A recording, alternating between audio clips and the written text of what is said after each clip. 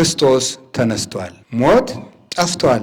ክርስቶስ ተነስቷል። ክፎች ተጣሉ። ክርስቶስ ተነስቷል። መላእክት ደስ ይላቸዋል። ክርስቶስ ተነስቷል። ሕይወት ነፃ ወጥታለች። ክርስቶስ ተነስቷል። መቃብሩም ከሙታን ባዶ ነው። ክርስቶስ ተነስቷል። ላንቀላፉት በኩር ሆኖ ተነስቷል። ሞት ከክርስቶስ ትንሣኤ በኋላ ጥርሱ የወለቀ አንበሳ ነው። ባለ አምሳል እንዳናባክን አትፈልጋለሁ። ይችን መድኃኔዓለም የሰበሰበንን መሰብሰብ በጾማችን ትልቅ ነገር ነው ያገኘው። ምን መሰላችሁ? ያ ትልቅ ነገር አሁን ጾሙን የመጀመሪያው ቀን ይጾም አለ፣ ግማሽ ጾም አካባቢ ይጾም አለ፣ መሀል ላይ ታሞ አቋርጦ በከኒን ያቋረጠ በከኒን በመድኃኒት ያቋረጠ ይኖራል። እንዲሁ ዝም ብሎ ሳይጾም ደግሞ ኑሮ ድንገት አንድ ሰባኪ ሲሰብክ ሰምቶት ሳምንት ሲቀረው ይጾምም ይኖራል። እንዲሁ ሲበላ አከርቦ ደግሞ ዓርብን ብቻ ይጾምም ይኖራል። የስቅለት ዕለት አዲያ ለነዚህ ሁሉ ምን አይነት ተስፋ እንዳለን አንድ የቤተ ክርስቲያን አባት የተናገረውን ልንገራችሁ። የትንሣኤ ዕለት የሰጠንን ጸጋ ከነገ ሰኞ ጀምሮ እንዳናበላሻት። ባለ 50 ጌታ ዝም ብሎ እንዲሁ ልጆቼማ እንዲሁ 40 ቀን ለፍተው ጾመው ደግሞ 50 ቀንማ መብላት አለባቸው ብሎ አይደለም። አይገርማችሁም? 40 ቀን ሙሉ እህል ሳይቀምሱ የሚጾሙም ደግሞ አሉ። በሳምንት የሚያከፍሉም አሉ። ሶስት ቀን እየቆዩ የሚበሉም አሉ። እንደ አቅሙ ጾሞ ለፍቶ ንስሐ የገባ ሰው ካለ እኩል ደስ ይበለው።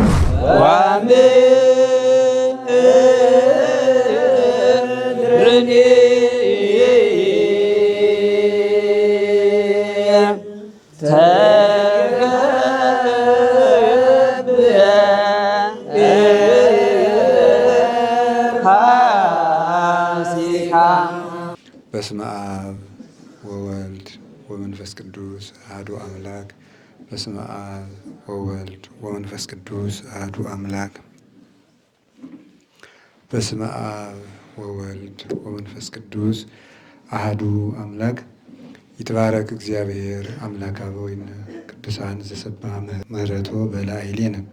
ይቅርታውን ቸርነቱን ምሕረቱን በሕይወታችን ላይ ያጸናልን የአባቶቻችን ፈጣሪ እግዚአብሔር ስሙ የተመሰገነ ይሁን። የተከበሩ መምህራችን መምህር አባ ገብረስላሴ ምህረት የርዕሰ ገዳማቱ አድባራት ጣና ቅዱስ ቂርቆስ የአባቶችና የእናቶች አንድነት ገዳም አበምኔት፣ የተከበራችሁ አባቶቻችን ካህናት፣ ወንድሞቻችን ደቀ መዛሙርት ዲያቆናት፣ አባቶቻችን መነኮሳት፣ እናቶቻችን መነኮሳያት፣ ወንድሞቻችን ምእመናን፣ እህቶቻችን ምእመናት፣ መላው ሕዝበ ክርስቲያን ሁሉ ክርስቶስ ተንሥአ እሙታን አሰሮ ለሰይጣን ሰላም ኮነ። ሰላሙን የሰጠን አምላክ ስሙ የተመሰገነ ይሁን። እንኳን አደረሳችሁላችሁ። ላስተማሩን ለመምህራችን ቃለ ሕይወትን ያሰማልን፣ ረጅም ዕድሜ ይስጥልን፣ ወንበራቸውን እግዚአብሔር ያጽናልን። በአባቶቻችን መንገድ ገዳሙን አገልግለው ክብር የሚቀበሉበት እንዲሆን የመድኃኔዓለም ቸርነቱ ሁልጊዜ በሄዱበት ቦታ ሁሉ አይለይብን። እግዚአብሔር ይስጥልን። በወንበሩ መምህር አባት አያሳጣን። በቸርነቱ እግዚአብሔር ሰው እየሰጠ እንደዚሁ ለሚያስፈልገን ነገር ሁሉ ይሰጠናል እና እሳቸው ለቤተ ክርስቲያን በሚያስፈልገው ቦታ ሁሉ ይገኛሉ። ቢቀድሱ አሳምረው ይቀድሳሉ፣ ባለሙያ ናቸው። ማህሌት ቢቆሙ እንደሚገባ አከናውነው በተሰጣቸው ጸጋ ይቆማሉ። ቢያስተምሩ የመጻሕፍተ ብሉያት የመጻሕፍተ ሐዲሳት የትርጓሜ መምህር ናቸው። ሁሉን የሰጣቸው አንዳንድ ጊዜ አንዱ ኖሮት ሰው ሁለተኛው አይኖረውም። እግዚአብሔር ግን ሲያድል ሁሉንም የያዘ አባት ሰጥቶናል። እንደ ቸርነቱ እንደ እግዚአብሔር ፈቃድና በጸጋቸው ያቆይልን። ሁልጊዜም ቢሆን ከአባቶቻችን ክብር ሳይጎድሉብን ሳያንሱብን ክብር ጨምሮላቸው ጸጋ ጨምሮላቸው በገዳሙ እንዲኖሩ የገዳሙ መዓዛ እየበራ እንዲሄድ የእሳቸውም ጸጋ እንዲጨምር የመድኃኔዓለም ቸርነት አይለየብን። እኔ በበኩሌ በጣም ደስ ብሎኛል። ትምህርቱም በቂ ነው። ተገቢ ትምህርትም ነው የተማርነው። እግዚአብሔር ባስቀመጠን ቦታ ከተገኘን የትንሣኤውን ብርሃን በያሉበት ቦታ ሆነው ለጠበቁት እንደገለጸላቸው ለእኛም በያለንበት የሚያሻንን ነገር እግዚአብሔር ይሰጠናል የሚለው ተገቢ የሆነ ትምህርት ነው። ሁላችንም ያቃተን የደከመን ነገር እግዚአብሔር ካስቀመጠን ቦታ እየታጣን ስለሆነ በቸርነቱ እግዚአብሔር አያጉለን። ከአነስንበት ደግሞ አንስቶ ከፍ ያድርገን፣ መጨረሻችንን ያሳምርልን። እኔ አሁን የተነሳሁት 3 መልእክት ለማስተላለፍ ብቻ ነው። 3 መልእክት ትንሣኤን አስመልክቼ መልእክት ብቻ አስተላልፋለሁ። ተገቢ የሆነ የትንሣኤው ትምህርት በመምህራችን በኩል ስለተሰጠን ማለት ነው። የመጀመሪያው የትንሣኤያችንን በዓል ስናከብር ልናስበው የሚገባው የመጀመሪያው መልእክታችን እግዚአብሔር በትንሣኤው ያደረገልንን ነገር እንድናስብ እፈልጋለሁ። ትንሣኤውን ስናከብር የመጀመሪያው እግዚአብሔር በዚህ ትንሣኤ በዓል ምንድን ነው ያደረገልን እሱን እንድናውቅ ነው። ሁለተኛውን መልእክት ስደርስበት ባጭር ነው ማስተላልፋቸው። የመጀመሪያው በዚህ ትንሣኤ ምንድን ነው የተደረገልን እና ቅዱስ ሙሴ ኦሪት ዘጸአት ምዕራፍ 14 ቁጥር 14 ላይ እንዲህ የሚል ቃል ተናግሯል። እግዚአብሔር አምላክክሙ ይጸብእ ለክሙ ወአንትሙ አርምሙ።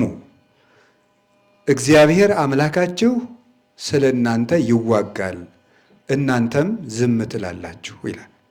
እግዚአብሔር አምላካችሁ ስለ እናንተ ይዋጋል፣ እናንተም ዝም ትላላችሁ። ይሄ ለጊዜው እስራኤል ባሕረ ኤርትራ ሲደርሱ ሲጨነቁ አቅማቸው በሙሉ ተፈትኖ ሲያልቅ በፊት ለፊት ባህር፣ ከኋላ ጦር፣ በኋላ ጦር፣ በፊት ባህር ችግር ነው ይሄ። በዚህ ሲጨነቁ እግዚአብሔር ስለ እናንተ ይዋጋል እናንተ ዝም ትላላችሁ ማለት ይሄ እናንተ የምትመልሱት ነገር አይደለም ማለት ነው። ተከትሏችሁ የመጣውን ጦርም አትችሉትም። የአንድ ሀገር መንግስት ነው የመጣባችሁ። ፊት ለፊታችሁ ያለውን ባህርም እናንተ አይሆንላችሁም። ወይ ጀልባ የላችሁ ወይ መርከብ የላችሁ። ይሄ የእግዚአብሔር ድርሻ ነው። እናንተ ዝም በሉ ማለት እመኑ ብቻ ማለት ነው። እናንተ እመኑ እንጂ ይሄ በእናንተ የሚሆን አይደለም አላቸው። እንደተባለው ማመኑ፣ ባህሩም ተከፈለ፣ እስራኤልም ተሻገሩ፣ ጠላትም ጠፋላቸው። ለእኛ ለሐዲስ ኪዳን ምንድን ነው የሚያስተምረን? እናንተ ዝም ትላላችሁ፣ እግዚአብሔር አምላካችሁ ስለ እናንተ ይዋጋል የሚለው መጀመሪያ እስራኤል እንዳልኳችሁ ምንም ማድረግ የማይችሉት ጊዜ ላይ ነው የተነገራቸው። ጌታችን ኢየሱስ ክርስቶስ የመጣ ምንም ማድረግ በማንችልበት ጊዜ ነበር። ምንም ማድረግ የማንችልበት ጊዜ መጀመሪያ እግዚአብሔር አክብሮ ሸልሞ ፈጥሮናል። እንደተማር ነው ወደዚያ ውስጥ አልወስዳችሁም። ካፈጣጠር መልኩን ሰጥቶ ለይቶ ፈጥሮናል። ከቦታ መርጦ ገነት የምትባል ቦታ መርጦ ሰጥቶናል። ከቅዱሳን መላእክት ጋር አስተባብሮናል። የዘላለም ሕይወትን ሰጥቶናል። አዋቂ አእምሮ ሰጥቶናል። ክፉና ደግን መለያ ሰውን በራሱ አምሳል ዘላለማዊ ፍጡር አድርጎ ፈጥሯል። ይህ እግዚአብሔር ፍጹም የሆነ ልግስናው ነው። ከዚህ በኋላ ያልተሰጠንን ሽተን ያልተገባ ተመኝተን የእግዚአብሔርን አደራ በልተን ጎድለን በመገኘታችን ምክንያት ቸር አባት የሆነው እግዚአብሔር ልጆቹ ባለጌ እንዲሆኑ አይፈልግምና ሊቆነጥጠን ፈልጎ ከገነት አስወጣን። ትንሽም ቀጣን። አሁን ከገነት ከወጣን በኋላ 4 የማንችላቸው ችግሮች ነበሩብን። ችግር 1 ኃጢአት፣ ችግር 2 ዲያብሎስ፣ ችግር 3 ሞት፣ ችግር 4 ፈርሶ መቅረት። 4 ችግር ነው ያለብን። እንዲህ ያለ እግዚአብሔር ያሳያችሁ ማንም የማይችለው ነው። ማንም የማያስወግደው የ4 ዕዳ ባለዕዳዎች ነበርን። ኃጢአተኞች ነበርን። ብንል መውጣት ያቃተን ጎስቋሎች ነበርን። በእውነት ያ ዛሬም እንኳ በዚሁ ዘመን ሁነን እንዲህ ማድረጋችን ቢያስደንቅም እግዚአብሔር በምሕረቱ ያንሳንና ቀድሞ እንዲህ አለን። ኃጢአት ወግታ የጣለቻቸው ብዙ ናቸው ይላል ሰሎሞን። ተመየጥኩ ለሕርትምና ሶበ ወገአኒ ሶክ ይላል ቅዱስ ዳዊት። እሾህ በወጋኝ ጊዜ ወደ ጉስቁልና ተመለስኩ። አባቶቻችን ይህን ሲተረጉሙ እሾህ እግረ ስጋን እንዲያቆስል ኃጢአትም እግረ ነፍስን ያቆስላል። ካሰቡት አያደርስም። የህልም ሩጫ ታውቃላችሁ? እዚያው መርገጥ። በህልም ሩጫ በተለይ ሰው ሲያባረር ደግሞ እንዴት ጭንቅ ነው። ሰውየው ያባረራል፣ ሩጠናና መልጥ ነገር እዚያው መሮጥ። የህልም እሪታ ወይም ጩኸትና ሩጫ በጣም ከባድ ነገር ነው። እንዲያ ነበር የነበር። ስለዚህ አባቶቻችን ምን አሉ? አምላኬ ገይሳቤከ ጸማት ነፍሴ ለከ ማይዚ እበጽሕ ወሬ ገጾ ለአምላኬ፣ ፈጣሪ ወደ አንተ ገሰግሳለሁ መቼ ደርሳለሁ አሉ። ቢርቃቸው እንዴት ብለው ይራመዱ? ወግቶ ዞን የኃጢአት እሾህ ወግቶ ቸንክሮ አባቶቻችን ከአዳም እስከ ሙሴ ያሉትን በሙሉ ቸንክሮ ይዞ የነበረ አላራምድ ያለ ችንካር ነበረብን። የኃጢአት ችንካር ይሄ ነው ይዞን የነበረው። እንኳን ከሰማይ የት እንድረስ? ቅዱስ ዳዊት እኮ መኑ ይወስደኝ ውስጥ ሀገረ ጥቅም መኑ ይመራሃኒ እስከ ኤዶም ያስ፣ እንደው ማን በወሰደኝ ወደዚህ አለ አቃት። መኑ እሙሃበኒ ክንፈ ከመርግብ እስር ዋይርፍ፣ እረ እንደው በርር የማመልጥበት እንደ ርግብ ያለ ክንፍ ማን በሰጠኝ አለ። መርመስመስ ነበር ስራችን። በቃ ለሰማይ ተፈጥረን እንደ ትል መርመስመስ ምድር ለምድር። እግራችን ተወግቷልና እግራችን ተቸንክሯልና አሁን ቸሩ አምላክ ኢየሱስ ክርስቶስ በዓይነ ምሕረት ተመለከተ። ወገኖቹ እንደተጎዳን አየን። ቅዱስ አትናቴዎስ በይንተ ስጋዌ በሚለው መጽሐፉ ላይ እንኳንስ እግዚአብሔር ንጉሥ እንኳን የራሱ ስዕል ትቢያ ሲወርሰው ዝም ይላልን ይላል። ንጉሥ እንኳን የራሱ ፎቶ ትቢያ ወርሶት ቢሄድ ደስ ይለዋል? እንደዚያ ከሆነ ከፎቶ በላይ የሆነ የእግዚአብሔር መልኩ የሆነ የሰው ልጅ ትቢያ ሲወርሰው እግዚአብሔር ዝም ይላል ይላል። ስለዚህ ውድቀታችን ተመልክቶ ወደዚህ ዓለም መጣ፣ ኃጢአትንም ቀጣት በስጋው። እይኩን ፍሬ በውስጤትኪ፣ እንግዲህ ፍሬ አይገኝብሽ። ፍሬ ሰኞ ዕለት የሚነበበው መርገመ በለስ በሕማማቱ የሚነበበው ይሄ ነው። ፍሬ አይገኝብሽ። አባቶቻችን ሲተረጉሙት በለስ ለጊዜው ሲበሉት ይጣፍጣል፣ ቆይቶ ግን ይኮመዝዛል። ኃጢአትም ለጊዜው ሲሰሩት ደስ ያሰኛል፣ ኋላ ግን ይመራል ፍዳውን ይዞ ሲመጣ። ሁላችንም የሰራነው ኃጢአት የሚጸጽተን ከሰራነው በኋላ ነው። ስለዚህ በለስን ኃጢአት አላት።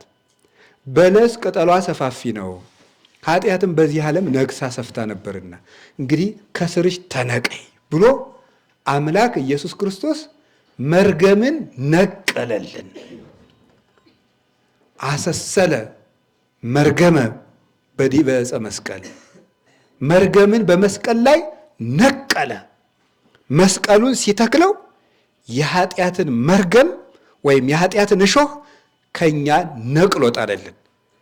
አርባዕቱ ዕደዋኒሁ ለሰብ የሚባሉት የሰው ልጅ አራቱ ጠላቶች የሚባሉት እነዚህ ናቸው። አንደኛው ዛሬ ክርስቶስ ኃጢአትን ነቅሎ ጥሎልን ነው የተነሳው። ዝም ብሎ መነሳት እንዳይመስላቸው። ይሄ ዓርብ እስከ ቅዳሜ ተሰብስበን እሁድ እንደው ዝም ብለን ማስቀደስ ብቻ አይደለም። ይሄን ማሰብ አለብን። ጌታ ሆይ ምኑን እሾህ ነው የነቀልክልን ብለን ማለት። እውነት ለመናገር በዚህ ነገር ስሜታዊ መሆን ጥቅም ስለሌለው ነው እንጂ እና ይትመላህ እምህሊናዬ በተግሳስከ ቡሩክ ህጠተ ደዌ ዘበቆለ ሶክ ይላል ደራሲው። ጌታዬ ኢየሱስ ክርስቶስ በጽኑ እና ደገኛ በሆነ ተግሳጽህ በሰውነቴ የበቀለው እሾህ ይነቀልልኝ ይላል። አሁንም መድኃኔዓለም ይንቀልልን። አሁን ይሄንን ኃጢአት ነቅሎ ድል ነሳለን። እሱ ኃጢአት ስለሌለበት ማለት ኃጢአት ስለሌለበት ኃጢአት የሌለበት ነውና ኃጢአትን መንቀል የሚችለው እሱ ብቻ ጻድቅ ነበረ። ማንም አልተገኘም። አባቶቻችን ቢለፉ ይችን እሾህ የነቀላት የለም። በሬ ቢታረድ፣ በግ ቢታረድ፣ ወይፈን ቢታረድ፣ ምን ቢታረድ ያለ መድኃኔዓለም ይሄን እሾህ የነቀለው የለም። እሱ ብቻ ነው የነቀለው።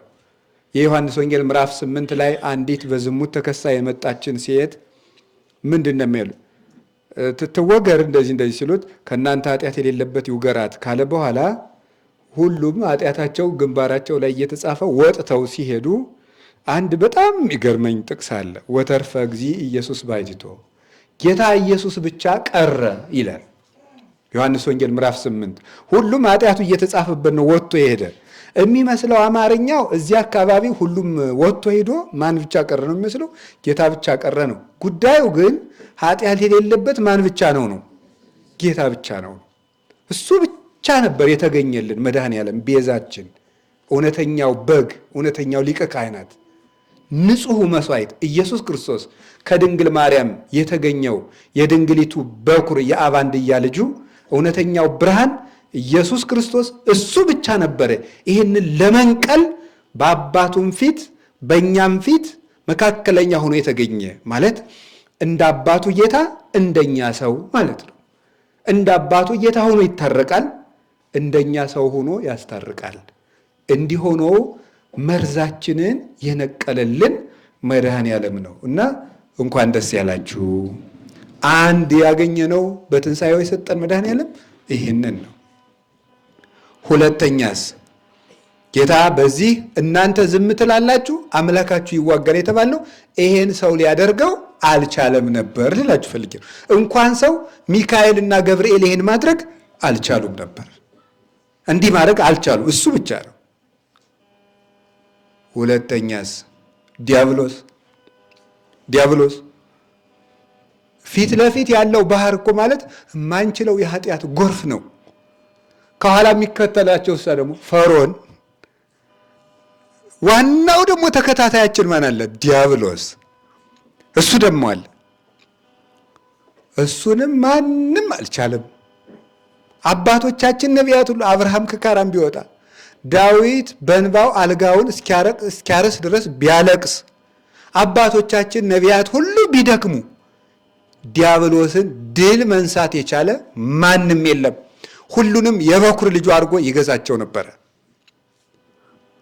እውነተኛው ጌታ ኃያሉ የአብ ክንዱ ኢየሱስ ክርስቶስ የእግዚአብሔር አብ ኃይል ነው። እስመ ክርስቶስ ኃይለ እግዚአብሔር ውእቱ ይላል ቅዱስ ጳውሎስ አንደኛ ቆሮንቶስ ምዕራፍ 1 ላይ። ክርስቶስ የአብ ክንዱ ነው። እሱ ግን በመጣ ለዚህ ዳዊት የጠየቀው ይሄን ነበረ፣ ክንድህን ከአርያም ላክ አለው። ከብዙ ውሆችም አድነኝ።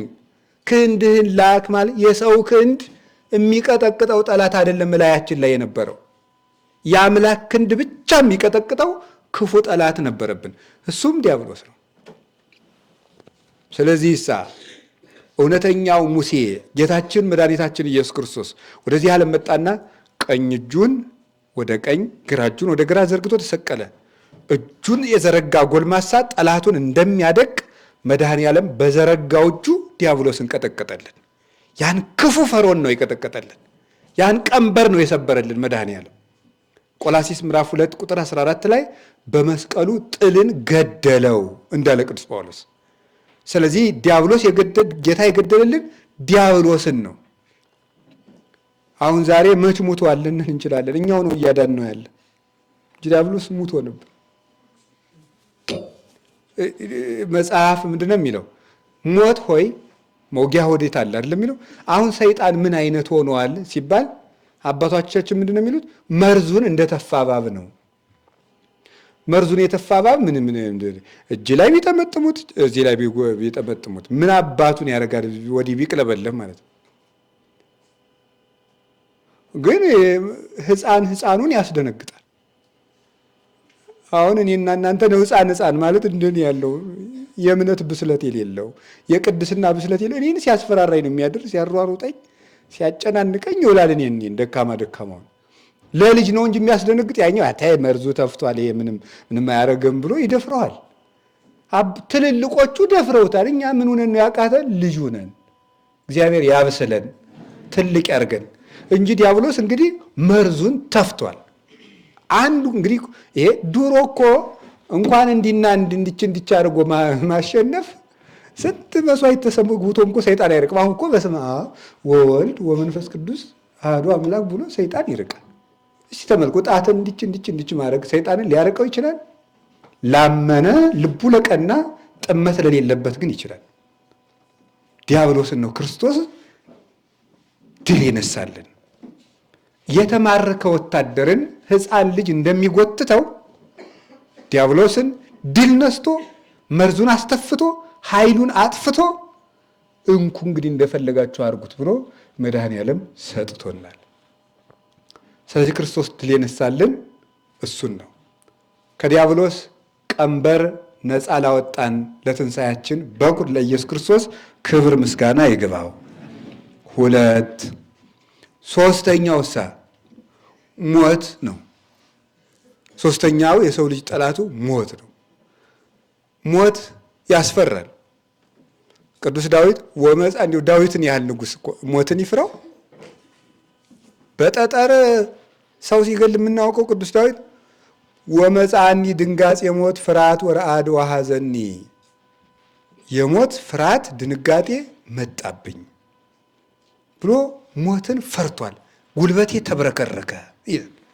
የሰው ልጅ ሊፈታውና ሊመልሰው የማይችለው ከባዱ ነገር ምንድን ነው ብትሉኝ ሞት ነው። እስቲ ከእናንተ መካከል ሞት የማይፈራ የለም ማለት አይቻልም። የማይፈራም ይኖራል። የሰውን ልጅ መደምደም አይቻልም። በነገራችን ላይ በዚህ ዘመን በጣም ከባዱ ነገር ጠቅልሎ መደምደም ነው። ምን አሁን ሁሉ ሌባ ነው። እንዲሁ ስንቱን ሰው አየው በየቤቱ እየሄድክ እንዲሁ ነውር አይደለም። ሁሉ ሌባ ነው እኮ አሁን ሁሉ አስመሳይ ነው። የታየው ሁሉ ሲያስመስል። አሁን እኮ ሰው እኮ አይለወጥም። ዝም ብላችሁ ነው እኮ የምትሰብኩ ይላል ደግሞ አንዳንዱ ሰው። እንዲሁ አንተ አምላክ ነህ ሰው መለወጡና አለመለወጡን የምታውቅ? እንዲህ ያለ ትዕቢት እኮ እንዲሁ እንዴት ያለ ክፋት መሰላችሁ። ሰው እኮ አይለወጥም፣ በቃ ምንም አይለወጥም። ወይ ግሩ እግዚአብሔር ከእንዲህ ያለ ደፋር ልብ ይሰውራል። እና ልላችሁ የፈለጉት እዚህ ውስጥ አሁን ሞትን የማይፈራ ይኖራል፣ ግን በውስጡ ግን ይፈራል።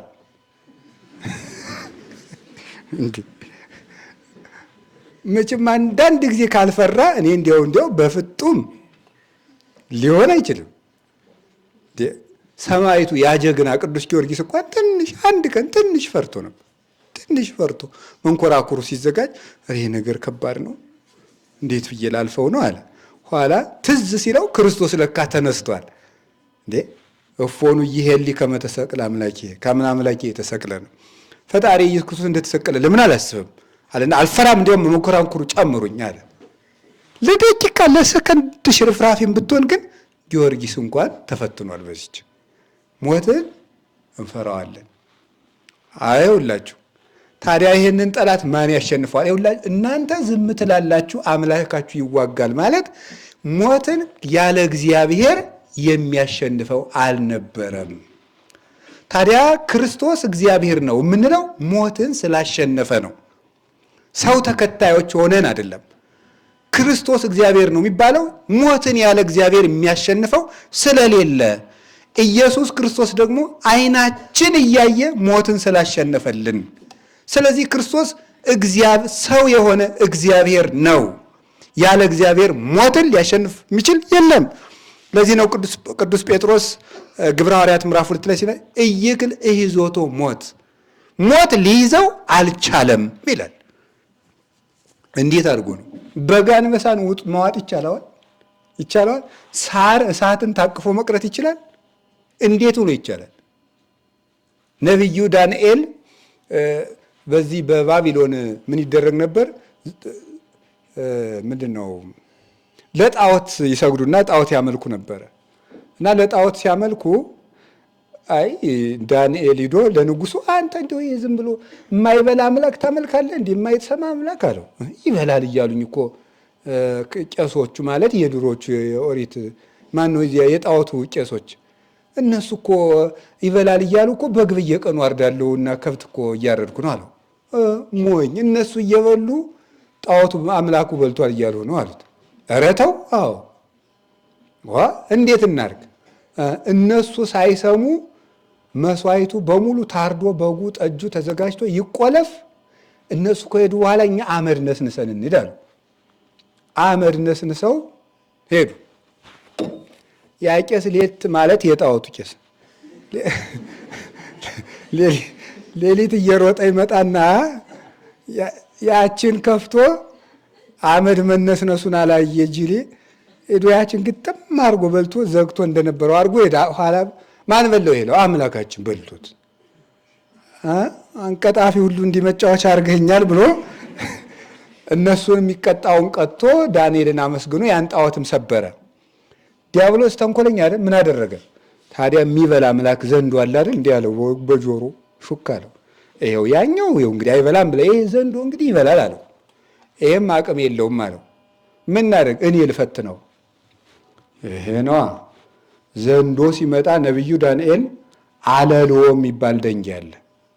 አለሎ ማለት ምንድነው? በቃ ነቅ የሌለው ድንጋይ ይለዋል ቅዱስ ቄርሎስ። በዚህም ፍርቅ የሌለው እንደው ቢሉት በጀማይል ማለት ነው። በዚህ የገጠሩ ሰው ወንድ ድንጋይ ይለዋል። ያው መቼስ ወንድ ልቡ ጠንከር ያለ አይደል? ከባድ ነው እኮ። አዎ ወንድ ሴቶች ርህሩዎች ናቸው። ወንድ ደግሞ ልቡ ሁሉም የራሱ ድካም አለው ብንል ይሻላል አይደል? አዎ እንደዚያ ነው። ወንድም ጥሩ ነው፣ ሴትም ጥሩ ነው። እንደሱ ነው። ገሌ ጅል ነው ገሌ ጥሩ ነው የሚባል ነገር የለም። ሁላችንም የእግዚአብሔር ቤተሰቦች ነን እና ያንን አለሎ አጋለውና ከጋለ በኋላ ዳንኤል በላዩ ላይ ስብ ስጋ ጨመረበት። በጣም ቀይ ሆኖ የጋለ ደንጊያ ነው። ስቡ ሲሸተው ዘንዶ እበላዋለሁ ብሎ ሊውጥ መጣና ዋጥ ሲያደርገው ውስጥ ምን አለ? የጋለ አለሎ አለ። ከሁለት ስንጥቅ አደረገው ማለት ነው። አያው ይሄ አምላክ ነው የምትለው ባለሎ ድንጋይ የሚሰነጠቅ ነው። አምላክ የማይሞት የማይታመም እግዚአብሔር ነው አለው። አሁን አባቶቻችን ምን ብለው ተረጎሙት? እነ ቅዱስ ቄርሎስ ዳንኤል ያጋለው ያደንጊያ ኢየሱስ ክርስቶስ ነው። ለዘንዶ የሸተተው ስብ ስጋ የተባለው ክርስቶስ የለበሰው ስጋ ነው።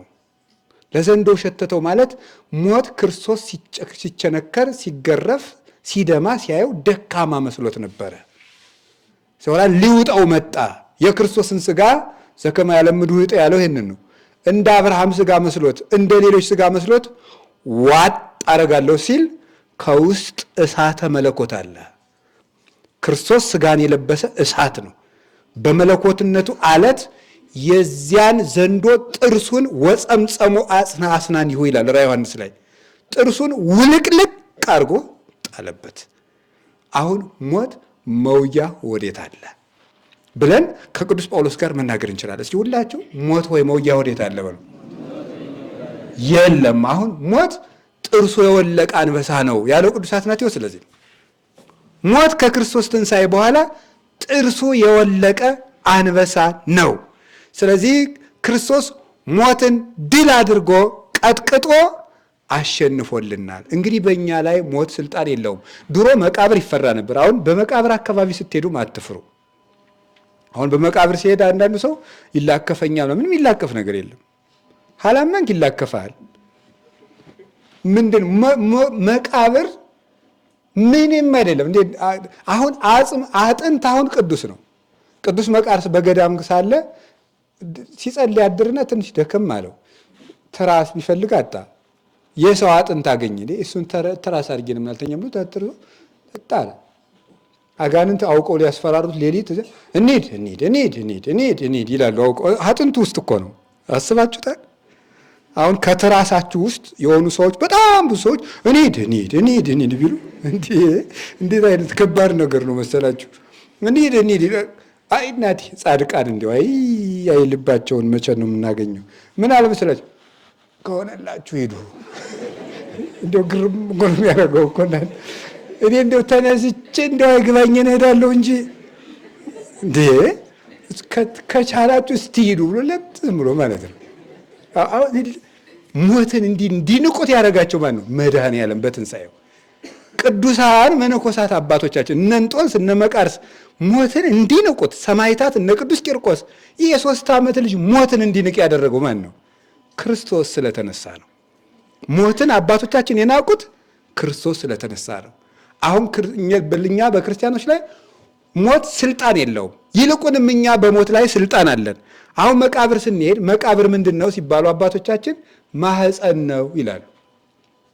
በዚህ ዘመን መቃብር ማህፀን ነው። ልጅ ሲጸነስ ይለቀሳል? ንገሩኝ እንጂ ኧረ ጉዳችን የገሬ ሚስት እኮ ጸነሰች ይባላል አይባልም። እንኳን ደስ ያለንም ይባለው እንጂ ሰው ሲቀበር እኮ እየተጸነሰ ነው። አሁን ክርስቶስ ሲመጣ እንወለዳለን ከመቃብር። ለዚህ ነው እኮ ምጽአቱን ዳግም ልደት ብሎ የጠራት። ስለዚህ ቅዱስ አትናቴዎስን በቅዳሴው ወብነ ሰለስቱ ልደታት 3 ልደቶች አሉ። አንዲቱ ጥምቀት ናት፣ አንደኛው ንስሐ ነው፣ ሌላኛው ደግሞ ምንድነው ነው ያለው? ቅዱስ ቁርባን ነው። ከዚያ ሌላኛው ምንድነው? መቃብር ነው። መቃብር መወለጃ ማህፀናችን ነው ለኛ። አሁን መቃብርን አንፈራም። ወደ መቃብር ስትሄዱ በቃ ምድር አርግዛ ዓመት አገብ ምድር ማህፀን ታድል ያለው ድረስስ ማህፀን ነው። አሁን ምድር ራሷ አደራዋን ትመልሳለች ነው አሁን። ስለዚህ መሬት ውስጥ ቆየት እንደማለት ነው ስንሞት ስንቀበር። እና ሞትን የምንፈራው በነገራችን ላይ አንደኛ ስላልተዘጋጀን ነው። እኔ አንዳንድ ቀን በግሌ መሞት ያምረኝና ሆሆ ደግሞ የማላውቀው አገር በድስ ስላለሁ የእውነቴን እኮ ነው እንደው ውሰደኝ ልለው ፈልግና ደግሞ መግቢያዬን ሳላውቅ አርፌ ቁጭ ልበል። 2 ነገር እኔ በግሌ ሳልዋሽ ብናገር 2 ነገር ይገርመኛል። አንደኛው ቆይተን ከምንበላሽ በጊዜ ብንሄድ፣ ሁለተኛው ደግሞ ሄደን ደግሞ መግቢያችን መች እናውቀዋለን። ይሄ ሁልጊዜ ጥያቄ ነው። ብንሞት ሲኦል ይቆየናል፣ ስንቆይ ደግሞ እየተበላሸን ተቸገርን እና በጣም ብቻ እግዚአብሔር ይማረን። እስቲ እግዚአብሔር ይማረን። ግን ዋስትና አለን፣ አይዟችሁ። እኔ ልላችሁ የፈለግኩት እንዲህ ያለ ጠላት ነው ክርስቶስ ያስቀረልን። የመጨረሻው ፈርሶ በስብሶ መቅረትን ክርስቶስ ብቻ ነው ሊያደርገው። እግዚአብሔር አምላካችሁ ስለ እናንተ ይዋጋል፣ እናንተም ዝም ትላላችሁ። እግዚአብሔር አምላካችሁ ስለ እናንተ ይዋጋል ማለት እናንተ ዝም ትላላችሁ ማለት ይሄን ሰው ሊያደርገው አይችልም። ሙስና መቃብርን ማጥፋት ፍጡር አይችልም። ይሄ ክርስቶስ ብቻ ያደረገልን ነው። ፈርሰን አንቀርም። ዋይ ሸሸ ተበላሸ እያላችሁ አታልቁ ይችላሉ አባቶቻችን ሲተረጉም።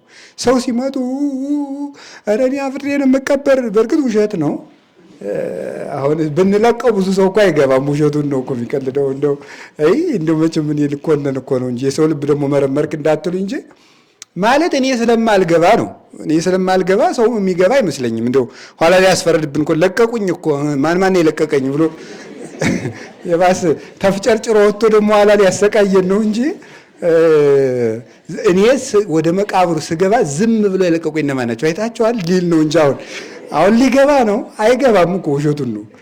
ግን የሆነው ሆኖ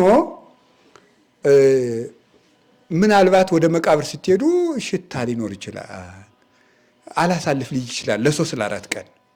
ግን አይዟችሁ፣ ያ ምን መሰላችሁ? ታድሶ ወደ ክርስቶስ የሚነሳ ነው። ፈርሶ የሚቀር የለም። አውሬ ቢቆረጠው እንኳን ተለቅማ ትመጣለች፣ በክርስቶስ ደም ከብራለችና። ዛሬ አያችሁ፣ ድሮ እኮ የሞተ ሰው በድን የነካ ሰው 24 ሰዓት ርኩስ ነው በኦሪት። ዛሬ ሰው ሲሞት ምንድን ነው የምናደርገው? ስመን ነው የምንቀብረው።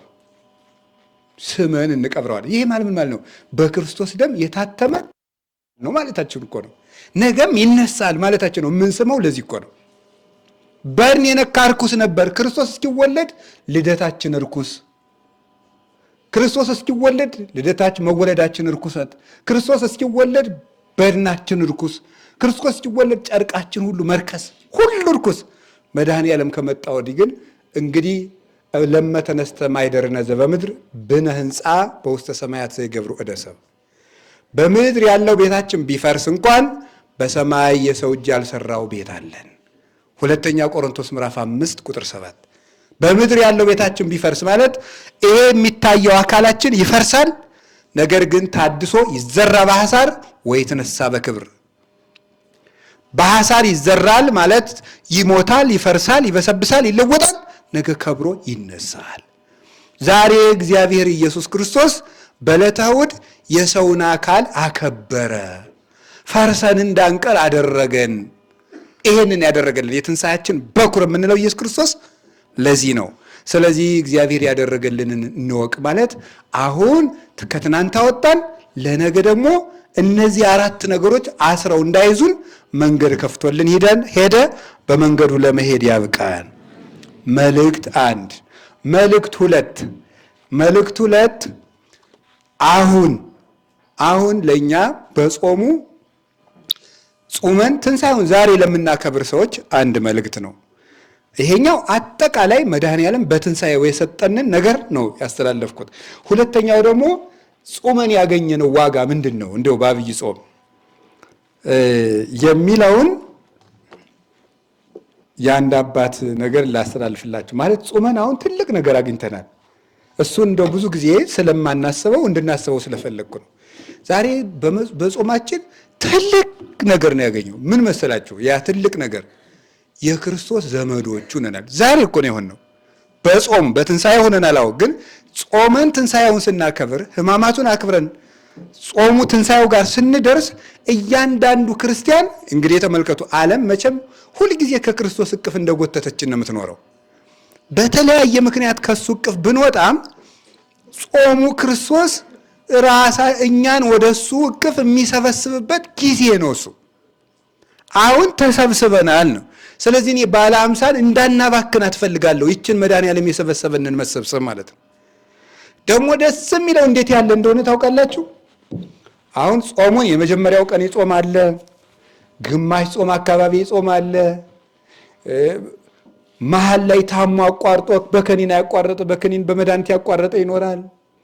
እንዲሁ ዝም ብሎ ሳይጾም ደግሞ ኑሮ ድንገት አንድ ሰባኪ ሲሰብክ ሰምቶት ሳምንት ሲቀረው ይጾምም ይኖራል። እንዲሁ ሲበላ አከርቦ ደግሞ ዓርብን ብቻ ይጾምም ይኖራል፣ የስቅለት ዕለት። አዲያ ለነዚህ ሁሉ ምን አይነት ተስፋ እንዳለን አንድ የቤተ ክርስቲያን አባት የተናገረውን ልንገራችሁ። ቅዱስ ዮሐንስ አፈወርቅ የቤተ ክርስቲያናችን ሽልማት፣ እሱ የፋሲካ በዓልን አስመልክቶ ባስተላልፈው መልእክቱ ከሌላ ቋንቋ ስለተረጎምኩት የትርጉም ስህተት ቢኖርብኝ እኔው ነው የተጠያቂ እና ይቅርታ ብላችሁ እንድትሰሙኝ ነው። እግዚአብሔርን የሚወድ አገልጋይ ዛሬ በዚህ ብሩህ መልካም ቀን ደስ ይበለው። ትጉህና በጎ አገልጋይ ማን ነው? እንግዲያውስ ፈጽሞ ደስ ይበለው፣ ወደ ጌታው ደስታ የሚግባ። በጾም የደከሙ አሉን? እንግዲያውስ ዋጋቸውን ይቀበሉ። በነግህ ጀምሮ ያገለገለ የሚገባውን ዋጋ ይቀበላል። ከሦስተኛው ሰዓት በኋላ የመጣ ካለም በፍጹም ደስታ በምስጋና በበዓሉ አንድ ሆኖ ይሳተፍ። ጥቂት ዘግይቶም የመጣው እኮ ነው። በትንሣኤ ይህንን የሚሰጠን ይገርማቸዋል። እንደሚገባ የጾም አለ፣ እንደሚገባው ነው። ዓይኑን አንጽቶ ጆሮውን አንጽቶ አፉን አንጽቶ የጾም አለ። አንዱን ከአንዱ እየቀላቀልን የጾምንም አለን። አለ ምን አለ መሰላችሁ? እስከ ሦስተኛው ሰዓት በኋላ የመጣም ካለ በፍጹም ደስታ በምስጋና በበዓሉ አንዱ ነው ይሳተፍ። ከስድስተኛው ሰዓት በኋላ የመጣም ያለ ዋጋ አይቀርምና አይጠራጠር። እስከ 9ኛው ሰዓት ድረስ የዘገየ ቢኖርም ይምጣ። ዛሬ የክርስቶስ ትንሣኤ ነው ይህን የሰጠን። በ11ኛው ሰዓት የደረሰን በመዘግየቱ አይፍራ። ጌታ ቸር ነውና ፊተኛውንም ኋለኛውንም አንድ አድርጎ ይቀበላል። የመጨረሻውን እንደ መጀመሪያው አድርጎ ይቀበለዋል። አይገርማችሁም? እስኪ በሉ የመጨረሻውን እንደ መጀመሪያው አድርጎ ይቀበለዋል። ይሄ በትንሣኤ ሁላችን ያገኘ ነው። ከዚህ በኋላ ቢያንስ ይችን መድኃኔዓለም እንዳትበላሽብን ይጠብቅልን። ዘንድሮ አሁን ትንሣኤውን በዚህ አምኖ ያከበረ ሰው ጾሙ እንደሚገባ ባይጾሙ እንደ አቅሙ ጾሞ ለፍቶ ንስሐ የገባ ሰው ካለ አሁን መድኃኔዓለም ከደከሙት 40 ቀን ሙሉ እህል ሳይቀምሱ የሚጾሙም ደግሞ አሉ። በሳምንት የሚያከፍሉም አሉ። 3 ቀን እየቆዩ የሚበሉም አሉ። እንደዚህ ያደረገም ቢሆን እኩል ደስ ይበለው። ሁላችንም ወደ ጌታ ደስታ እንግባ። ቅዱስ ዮሐንስ አፈወርቅ ነው የሚለው። ሁላችንም ወደ ጌታ ደስታ እንግባ። መጀመሪያም ሆነ መጨረሻ አንድ ላይ ዋጋችሁን ተቀበሉ። ባለጠጎችና ድሆች አንድ ላይ ደስ ይበላችሁ። ሰነፎችና ትሑቶች አንድ ላይ ደስ ይበላችሁ። ጾሙን የጠበቃችሁና ያልጠበቃችሁ ኑ በክርስቶስ ትንሣኤ ደስ ይበላችሁ። ማዕዱ ባለጸግነትን ተሞልቷልና የክርስቶስ ማዕድ ነው። ለሁሉ ይበቃል ባለጸጋ ስለሆነ።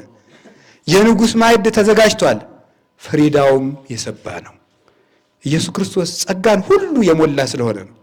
ማንም ሰው ተርቦ አይሂድ፣ ዛሬ የእምነትን ጽዋ ይጠጣ፣ በቸርነቱ ባለጠግነት ፈጽሞ ደስ ይበለው ይላል። ስለዚህ ለሁላችን የምግባር ድሃ ለሆነው ሁሉ ከትልልቆች ጋር እኩል አድርጎ በዓልን እናክብር። ያደፍነውን ከንጹሖች ጋር፣ ጎደሎዎችን ከሞሉት ጋር፣ ሰነፎች ከልባሞች ጋር አንድ አድርጎ በትንሣኤው እኩል ልጆቼ ስላለን ክብር ምስጋና ይግባው። ስለዚህ በዚህ ጾም የትንሣኤ ዕለት ምን አግኝተናል ብትሉ ልጆቹ አድርጎናል። አሁን በትንሣኤ ባለጸጋው ኢየሱስ ክርስቶስ። እንግዲህ እዚች በኋላ ይችን ባለ 50 ማበላሸት የለብንም። አሁን በጾሙ ሰጥቶናል። ከዚህ በኋላ ይችን በዓል እንዳትበላሽብን መጠንቀቅ ይገባናል። ዛሬ ያገኘ ነው ይሄ ነው። ምን አግኝቻለሁ ብትሉ አሁን እንደው የዘንድሮ ጾም ምንድነው ያደረግልኝ ብትሉኝ ምንም ስራ ሳይኖረኝ ክርስቶስ ልጁ አድርጎኛል። እስኪ በሉ ሁላችሁ በሉ። ክርስቶስ ምን አድርጎናል? ልጁ አድርጎናል። በንስሐ ጠርቶናል ማለት ነው። በደሙ አንጽቶ ቀድሶ በንስሐ ጠርቶ ክርስቶስ ልጆቹ አድርጎናል። ይሄ ማለት እንደዚህ ስላችሁ ለሚቀጥለው ዓመት እንግዲህ ታዲያ ሲጾም የከረመም እና እኔ በመጨረሻው አካባቢ ሰው የመጣም ደግሞ አንድ አይነት ዋጋ የሚቀበል ከሆነች ማጠሩ ስልት ናት ደግሞ እንዳትሉ። እግዚአብሔር አውቆ የሚያጠፋን ሰው ከባድ ስለሚያደርገው እያቃተው የሚወድቅና እያቀደ የሚወድቅ የተለያዩ ናቸው። ስለዚህ እግዚአብሔር ቤተሰቦች ዛሬ ድሃና ምስኪን ቢኖር አይዘን፣ ለዓለሙ ሁሉ የሚበቃ መንግስት ተገልጧልና። የወደቀ ቢኖር እንግዲህ አይዘን፣ ክርስቶስ ለይቅርታ ተነስቷልና። ማንም ሰው ሞትን አይፍራ፣ የጌታችን ሞት ነፃ አውጥቶታልና፣ በትዕግስቱ ሞትን በሞቱ አጥፍቶታልና ይላል ቅዱስ ዮሐንስ አፈወርቅ። ስለዚህ የወደቀ ቢኖር ምን አይበልና ያለ አይፍራ። ክርስቶስ ለምን ተነስቷል የሚለው ለይቅርታ ተነስቷል። ነገስታት ለኃይል ነው የሚነሱት፣ ክርስቶስ ለይቅርታ ተነስቷል። ይቅር ሊለን ስለተነሳ ይሄን 50 ቀን በይቅርታው የትንሣኤ ዕለት የሰጠንን ጸጋ ከነገ ሰኞ ጀምሮ እንዳናበላሻት ሶስተኛው መልእክት ይስጭናል። እንዳናበላሻት አሁን በዚህች ሕማማት ሁላችንም እንዳቅማችን ከመድኃኔዓለም ጋር ታርቀናል። እንግዲህ ሰኞ ጀምሮ ደግሞ ይችን የምናበላሽበት ጊዜ ነው። ችግሩ እሱ ነው ማለት ነው። ባለ 50 ቅዱሳን ሐዋርያት ከጌታቸው ጋር የከረሙበት ነው። እኛ እንግዲህ 50ውን ቀን ማን ጋር ነው የምንከርመው? ከዘፈን ጋር ከሆድ ጋር መሆን የለበት። 40ውንም ከክርስቶስ ጋር 50ውንም ከክርስቶስ ጋር። እስቲ አንድ ጊዜ ጾሙንም ከክርስቶስ ጋር በሉ፣ ፋሲካውንም ከክርስቶስ ጋር በሉ። አንዴ እንድገም። ጾሙንም ከክርስቶስ ጋር፣ ፋሲካውንም ከክርስቶስ ጋር። ሶስት እናድርገው። ጾሙንም ከክርስቶስ ጋር፣ ፋሲካውንም ከክርስቶስ ጋር። አዎ ይሄም ባለ 50 ይውላችሁ። ባለ 50 ጌታ ዝም ብሎ እንዲሁ ልጆቼማ እንዲሁ 40 ቀን ለፍተው ጾመው ደግሞ 50 ቀንማ መብላት አለባቸው ብሎ አይደለም ጧት እንድንበላ ያደረገን። እንደሱ አይደለም። በጾም ጊዜ የሆነ ሰዓት ትበላለህ፣ የሆነ ሰዓት አትበላም አይደለም። በዚህ በባለ 50 ግን የሆነ ሰዓት አትበላም፣ የሆነ ሰዓት ትበላለህ የሚባል የለም። ሁሉ ይሄ ማለት ምን ማለት ነው? በመንግስተ ሰማያት የማይፈራረቅ ደስታ ሰጣቸዋለሁ ማለት ነው። ባለ 50 የመንግስተ ሰማያት ምሳሌ ነው። ስለዚህ ሰኞ ጀምረን ወደ መንግስተ ሰማያት እንግባ እንጂ አግባ መልስ ብለን ወደ ሆድ ውጊያ መግባት የለብንም። ጎበዝ እንዴ! እውነቴን ነው። ምግብ ሊበቅልብን አይገባም። መጥነን መመገብ አለብን። ከዚህ በኋላ 50ውን ቀን ከማን ጋር ነው ያልኳችሁ? አቤት ከክርስቶስ ጋር ነው እንዴ። አባ መቃርስን መነኮሳት ተሰብስበው ሄደው አባ አቤት የበዓል እንደው ሶስት ወይን እንጠጣ አሉት። የበዓል ሰይጣን ከሌለ ጠጡ አለችው። አሁን የሚመስለን እንግዲህ ከሰኞ በኋላ ሰይጣን የለም ነው የሚመስለን። እንደው ጅል ናችሁ አለ እኮ አይኑን አፍጥጦ ተመስገን። እንግዲህ እሑድ ጀምሮ ይረሳት የለ ዓርብ ቢቀጠቀጥ ምናምን ቢሰግድ ምናምን ተው ዝም ብለህ ኪራይ ላይ ሶም ቢል ቢሰግድ ሰኞ ይረሳት የለ ምን አገባኝ ብሎ አይኑን አፍጥጦ አሁን እየደበጠ ነው እንዲያሩ ያመናቲ። ስለዚህ ከነገ ሌሊት ጀምሮ ጸሎት እንዳናቋርጥ አሁን ከዛሬ እሑድ ማታ ጀምሮ የክርስቲያኖች ችግር የለብንም። አንዱ ችግር ምንድን መሰላችሁ? የሆነ ጊዜ ሰይጣንን አሽረን ጥለ ነው መስሎን እዛ እሑድ ማታሳ አሁን 40 ተከፍሏል። ቅዳሜ ቤተክርስቲያን ታድሯል። እሑድ ማታሳ እንግዲህ ረፍ እንበል። የለም ማያርፍ ጠላት አለ። ረፍት ክርስቶስ ውስጥ መግባት ነው። ስለዚህ ከዚህ በኋላ ባለ 50ን ከኪዳን ጋር፣ ባለ 50ን ከቅዱሳት መጻሕፍት ጋር፣ ባለ 50ን ከቅዳሴ ጋር፣ ባለ 50ን ከቅዱስ ቁርባን ጋር፣ ባለ 50 ራስን ከማንጻት ጋር፣ ባለ 50 ከይቅርታ ጋር፣ ከፍቅር ጋር፣ ከአንድነት ጋር እንድንከርም ይችላል። ሶስቷ መልእክት አልቃለች። ስለዚህ በቅዱስ ዮሐንስ አፈወርቅ ቃል ልደምድመው። እንደው ቅዱስ ዮሐንስ አፈወርቅ እኔ እንደው ቆራርጬ ምንም እንደው ብዙም ቋንቋውን ሳላውቅ የተረጎምኩት የተወደደ መልእክቱ ነውና፣ በነገራችሁ ላይ በጥንት ቤተክርስቲያን የትንሣኤ መልእክት የአባቶቻችን መልእክት በጣም ትልቅ ክብር ነው። አባቶቻችን ተሰደው፣ መምህራን ተሰደው፣ ፓትርያርኩ ተሰዶ፣ ጳጳሱ ተሰዶ ግዞት ቤት ሆኖ የሚልክላቸውን ደብዳቤ ምዕመናን ተሰብስበው ያችን ልከው ሳይቆርቡ ሁሉ መናፍቅ ጳጳስ ተሾሞባቸው በመናፍቁ አንቆርብም ብለው ለብቻቸው በአንድ ቦታ ተሰብስበው የስደተኛውን ጳጳስ መልእክት አስነብበው እንደቆረቡ ቆጥረው መምህራችን መልስልን ብለው ይሄዱ ነበረ። እኛ እግዚአብሔር ይመስገን ፓትርያርካችን ከመንበራቸው አሉ፣ ሊቀ ጳጳሳችን አሉ፣ መምህራን አልጠፉም። እዚህ ውስጥ ነው ያለ ነው። ስለዚህ እንደው ቅዱስ ዮሐንስ አፈወርቅ ተሰደው ሁሉ ነበር የሚጽፉት እና እንደው የሊቁ የቅዱስ ዮሐንስ አፈወርቅ እኔ ቃሉን በቆራረጥኩት መድኃኔዓለም እሱም ራሱ ሊቁ ይቅር ይበለኝና ብቻ ግን ባለች መልእክት የራሱ የቅዱስ ዮሐንስ አፈወርቅ በረከት ለሁላችን እንዲደርሰን የአምላክ ፈቃዱ ይሁን። እንዲህ ነው የሚለው፣ ክርስቶስ ተነስቷል፣ ሞት ጠፍቷል፣ ክርስቶስ ተነስቷል፣ ክፎች ተጣሉ። ክርስቶስ ተነስቷል፣ መላእክት ደስ ይላቸዋል። ክርስቶስ ተነስቷል፣ ሕይወት ነፃ ወጥታለች። ክርስቶስ ተነስቷል፣ መቃብሩም ከሙታን ባዶ ነው። ክርስቶስ ተነስቷል፣ ላንቀላፉት በኩር ሆኖ ተነስቷል። ለእርሱ ክብርና ጌትነት ይገባል ለዘላለሙ አሜን። ክርስቶስ ተንሥአ እሙታን አሰሮ ለሰይጣን ሰላም ኮነ ወስብሐት ለእግዚአብሔር።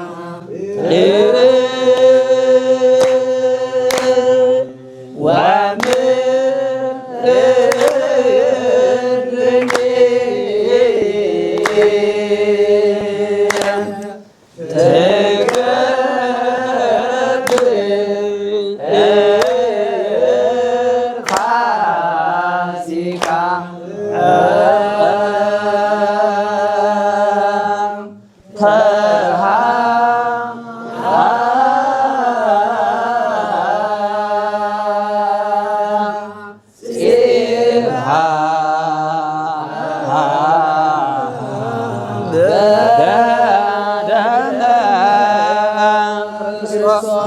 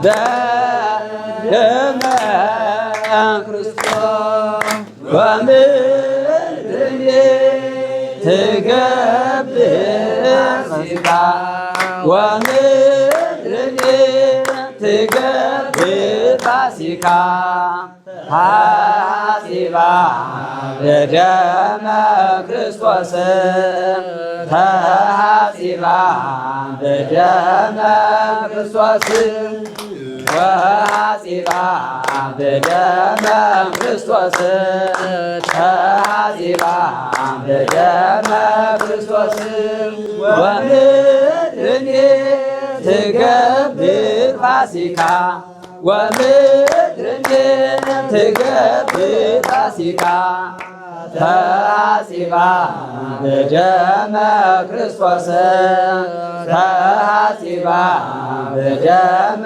ክርስቶስ ተሐጺባ በደመ ክርስቶስ ተሐጺባ በደመ ክርስቶስ ወምድርኒ ትገብር ፋሲካ ወምድርኒ ትገብር ፋሲካ ተሐጺባ በደመ ክርስቶስ ተሐጺባ በደመ ክርስቶስ ተሐጺባ በደመ ክርስቶስ ተሐጺባ በደመ ክርስቶስ